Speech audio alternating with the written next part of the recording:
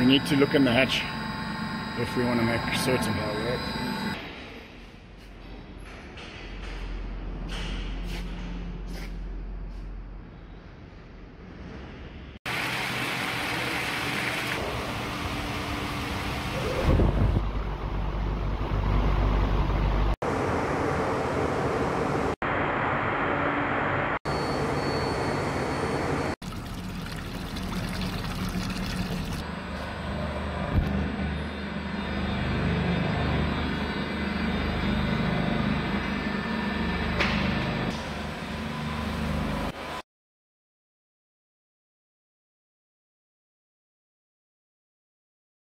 Alright, hello Beston, how are you? Welcome to our plant that we have finished.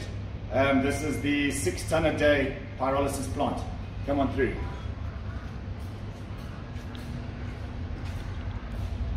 Alright, from this side we've got our gas burners and our heavy oil burners. They're all on tracks and they are working absolutely perfect to push in and out. And the gas burners are all connected up there. Further down this way, we have got our water-cooled spiral for removing the slag, and same part on this side, our horizontal spiral that goes across into the manifold. We'll just follow around this side.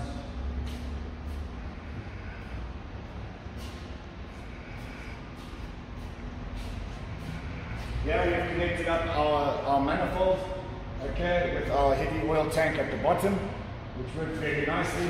We've got an emergency exit out the top for gas and for pressure, and we've got our pipes that come across into the 3-in-1 condensing unit.